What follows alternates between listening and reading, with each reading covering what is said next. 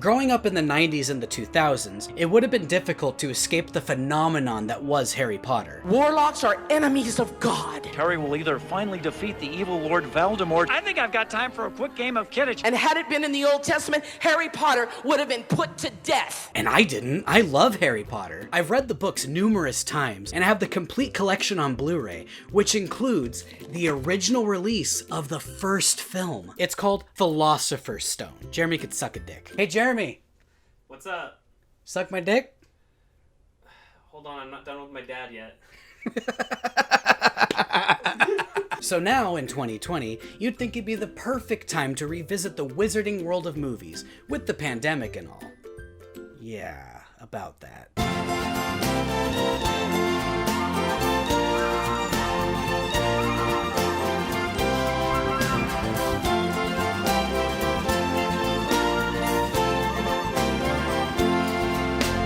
Good night and thank you, Miss Rowling.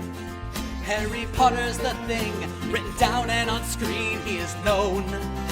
But now you've been rash, you're a turf, how about that? You seem deranged when the canon you change. You should probably leave Twitter alone. In case that didn't make it clear, JK Rowling has some, let's say, controversial takes about trans people. I wish I could say this came as a surprise to everyone, but the writing's been on the wall for a little while now. But before I jump into that, it might be worth it for me to jump into a little bit of JK Rowling's history, ranging from retcons to prejudice, and why fans, like myself and many others, are so very disappointed. JK Rowling, whose real name is Joanne, was born in England in 1965. Having a penchant for writing at a young age, she claims to have started the basic outline for the wizarding world around 1990 while riding the train in Manchester. In the December of that year, she lost her mother to multiple sclerosis, and she attributes this loss as the inspiration for Harry's feelings of loss in the books. After moving from Manchester to Portugal to teach English to the people, she met, married, and had a child with Jorge Arantes. Did I pronounce his name correctly? I don't know, and I don't care, because apparently he was a jackass that abused her so badly, she escaped with her daughter and moved to Edinburgh, Scotland. Let's put a pin in this point, it's gonna come back later. Jobless and suicidal, she buried herself into her writing until she completed her debut novel, which would become Harry Potter and the Philosopher's Stone, which was renamed Sorcerer's Stone in the US because Scholastic thought that kids wouldn't know what a philosopher was and thus wouldn't buy the book. On a similar note, she credited herself as JK Rowling, most likely inspired by S.E. Hinton, author of The Outsiders, believing that little boys, her target audience, wouldn't read a book written by a woman. Let's put another pin in that. This is going to be important. Now, it is worth pointing out that Harry Potter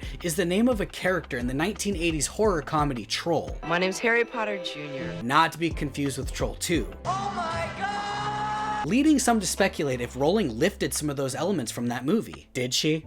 Maybe, I don't know. Though I will say it's strange that there's a movie that deals with witches, trolls, elves, and goblins whose main character's name is Harry Potter. It's suspicious, but it's most likely a coincidence. In any case, Harry Potter was an overnight success, spawning 7 sequels, films, spin-offs, video games, you name it, it exists. Kids loved it, adults loved it, everyone loved it. And today, JK Rowling is seen as the prime example of the rags to riches archetype, and deservedly so.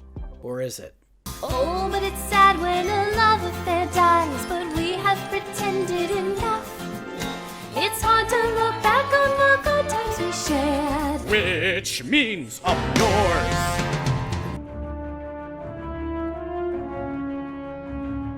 Over the course of Harry Potter's success, which extends to this very day, JK has remained very active in the fan base, and she loved fleshing out the world that she had created, for better or worse. One of the earliest examples of JK expanding her universe beyond the published works was the reveal that Albus Dumbledore, headmaster of Hogwarts School of Witchcraft and Wizardry, was gay, and people lost their shit. Everyone applauded JK for her bravery and her inclusivity of the LGBT, again, another pin, community. But does it really add anything? Not really. Look, I have no issues with Dumbledore being gay. In fact, I love the idea, but it's never been anything more than an implication in the books, if that. And you can even argue that it's so subtle in the books and in the films, including Fantastic Beasts, that it might as well not even be there. Gotta sell the books in other countries, can't surrender to big gay. Or maybe it was just for clout. Either way, it was harmless at first. But then other ideas started coming out, like Hermione should have ended up with Harry instead of Ron, or that Hermione, I guess, was black the whole time. Then we get that Nagini was an Asian woman trapped in a snake's body, or we get Professor McGonagall years before she was supposed to be born in The Crimes of Grindelwald. But for me, nothing beats the idea that she came up with that wizards would shit themselves and then just magic it away before plumbing. Harry, you're shitting yourself. Go to the loo. Not yet, what the heck? So, why am I bringing all this up? Well, I'm illustrating the point that she's been saying and tweeting dumb things for a while, and that fans were fine with it at first, and then they got sick of it. Sometimes Potter less is Potter more, as they say. But what I'm saying is, in the calm before the storm, public opinion wasn't especially on her side. Which brings me to December of 2019. So, in December, JK Rowling released this tweet. Dress however you please. Call yourself whatever you like. Sleep with any consenting adult who will have you. Live your best life in peace and security. But force women out of their jobs for stating that sex is real? Hashtag I stand with Maya. Hashtag this is not a drill. Which made the collective internet go, huh? Some claimed that JK was a TERF, a trans-exclusionary radical feminist. Others believe she was merely saying that biological sex isn't the same as gender. But I didn't want to take this at face value, so I did what people should always do, and that's their research. And I think the best place to start is, who's Maya? This is Maya. But JK Rowling was referring to this dummy. Maya Forstater, who describes herself as a feminist test case, yikes, was let go from her job as a member of the think tank for the Center of Global Development in London. The CGD states that they work to reduce global poverty and improve lives through innovative economic research that drives better policy and practice by the world's top decision makers. And after she made some controversial tweets, they ceased seeing her as a top decision maker and they fired her. Now, I'm super against people losing their jobs over jokes or political beliefs, within reason. For example, I was appalled when James Gunn lost his job on Guardians of the Galaxy Volume 3, when tweets he apologized for in 2014 resurfaced, with him making edgy jokes at a time where edgy jokes were the thing. But he's since changed, and he's a better person. A role model who was able to keep his dignity and rebound back into the director's chair of Guardians 3. I like to think I had a little something to do with that. Rehire James Gunn.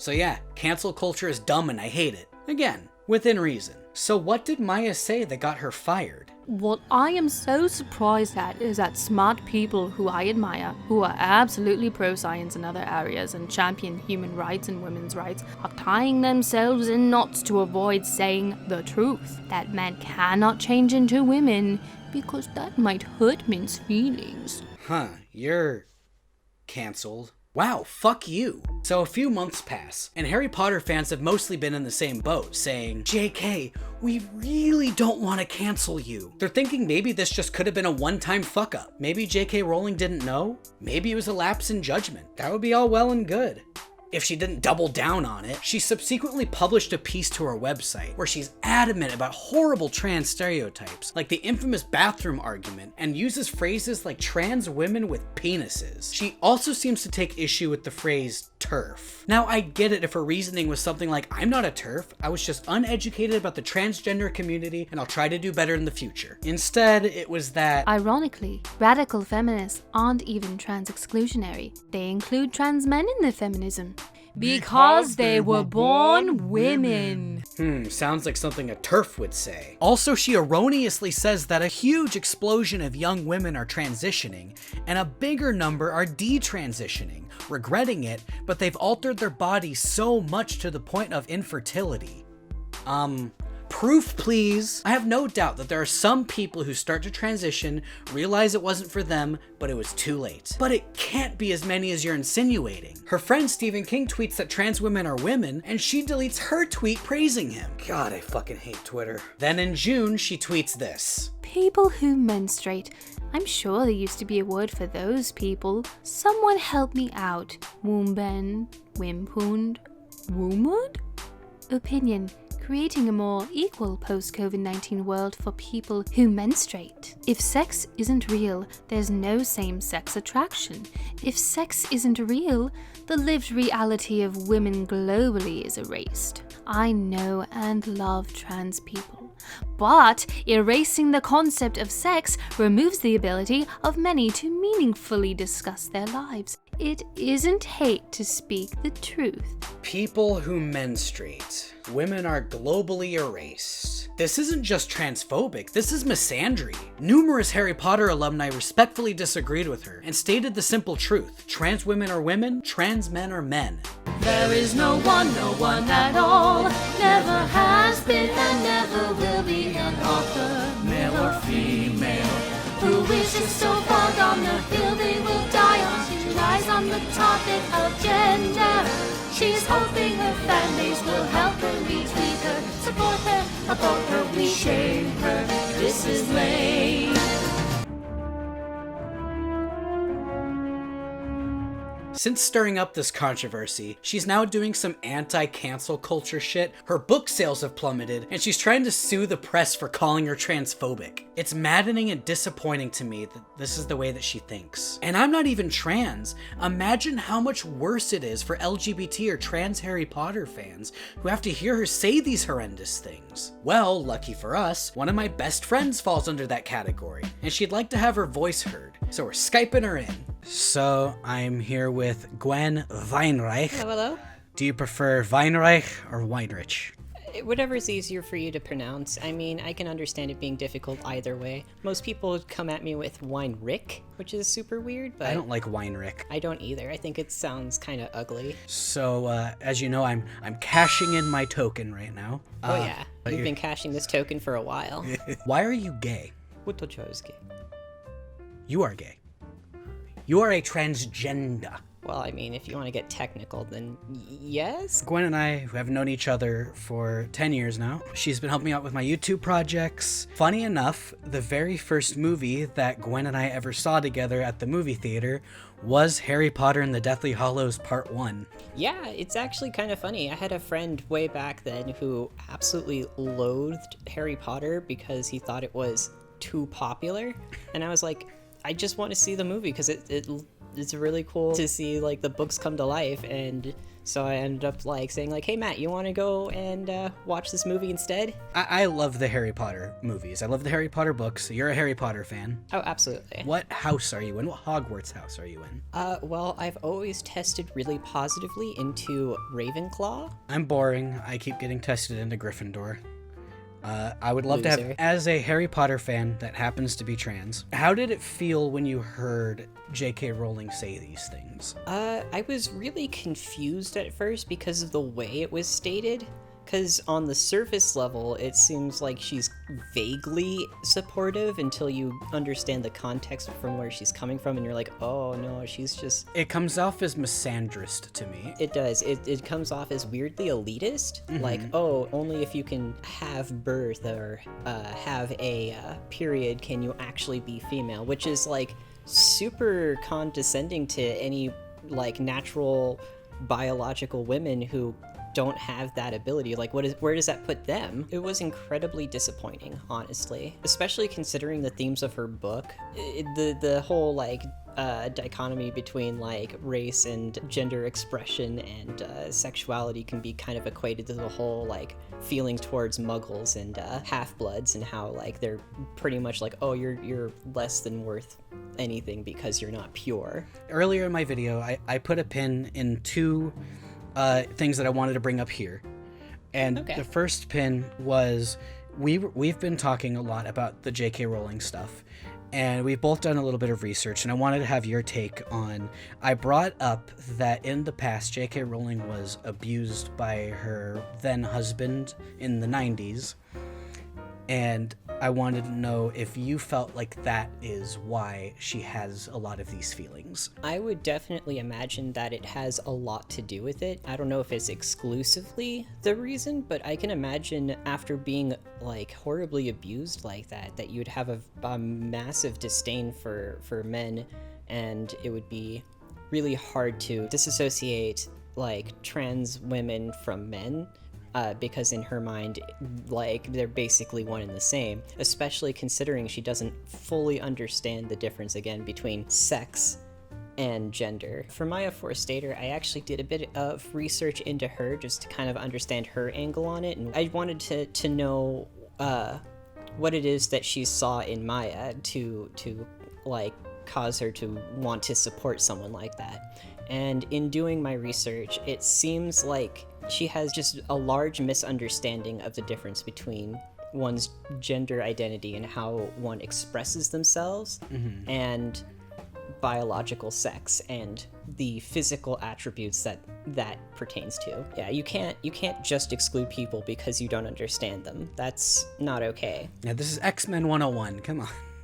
All right, so I have another pin that I wanted to bring up. Back when Philosopher's Stone, we know it as Sorcerer's Stone, was being published, they said that they should change her name from Joanne Rowling to JK Rowling to hide the fact that she was a woman, because they didn't think that little boys would read a book written by a woman. Do you think that might have some contributing factor to her disdain for men? Well, I would say it definitely didn't help. Yeah. Like, that's incredibly insulting, and what's more ironic is that it had such mass appeal that, like, literally everyone and their grandma loved this book. I remember when I was a kid, I didn't even care that it was written by a woman. I thought that it didn't even cross my mind. You know, I just liked the book. No, it wasn't even a thing. It was just like, wow, this is a really great book. Whoever wrote it is awesome. And then when I finally saw who did, I was like, oh, that's cool. She's such a great writer. Like, I would have been happy regardless. Oh yeah. I always have the philosophy of love the art, not the artist in those kind of cases. Like, there's a lot of people who are terrible people who have made great things. H.P. Lovecraft is a prime example of this. He was a terrible person, but his books are legendary at this point. They're like ingrained into our culture to just a ridiculous degree. The benefit that J.K. Rowling has is that she still has time to grow and learn and admit that she made a mistake, and you know, everyone's human. We're allowed to make mistakes. Like, it happens. But if she doubles down and, like, digs her heels in the sand and refuses to change, then I can't really support willful ignorance. Yeah. I think there's always an opportunity to improve. I think that the whole idea of canceling is not the right way to go. Calling her out on her shit, totally okay. But to put someone down because they haven't had a chance to learn better yet is not as productive as, like, all right, let's explain this. Let's go into it. Like, why do you think this? And how can we help you understand better what you're missing? Mm-hmm. And I think that's way more important than to just be like, no, you're wrong and you deserve to be buried. And it's just like, that's not okay. I was gonna say, like, I've made a ton of mistakes, and if I never got forgiven for them, I would probably be I couldn't even imagine. Yeah. And I feel like a lot of it does come from, you know, the history of abuse and being told, hey, well, you're a woman, so we have to make sure that people don't know you're a woman. And I think as long as, because I don't think she should be made fun of for those things. No. And I do think it's okay to kind of like tease her for like these horrible thoughts that she has. But I do think what's more important is to validate her feelings, make her understand, we understand that you were hurt. We understand that we might not ever understand how you feel. At the same time, there are more productive ways to go about it than to feel this way or to dig your heels in the sand. Yeah, I honestly couldn't have said it better myself. That's pretty much all I had. That was really great being on here. I'm always happy to talk about anything. Probably next time it'd be nice to talk about something that isn't trans related, but you know. I feel you only got so many trans tokens left. Oh yeah, I gotta restock. Good night and thank you, Joanne. It seems like you have a really bad stance on the trans. So do I think it's still okay to like Harry Potter and be enthralled in JK Rowling's wizarding world? Of course. Harry Potter is so much bigger than JK now. And to quote Harry Potter himself, Daniel Radcliffe, if you found anything in these stories that resonated with you and helped you through any time in your life, then that is between you and the book that you read. And it is sacred. And in my opinion, nobody can touch that. It means to you what it means to you, and I hope that these comments will not taint that too much. And I agree wholeheartedly. But what do you think? Is JK Rowling a TERF, or does she just need some education? Let me know what you think in the comments below, and please keep the discussion civil. But until next time, keep the immortal words of Bill and Ted in your hearts. Be excellent to each other. And party on, dudes.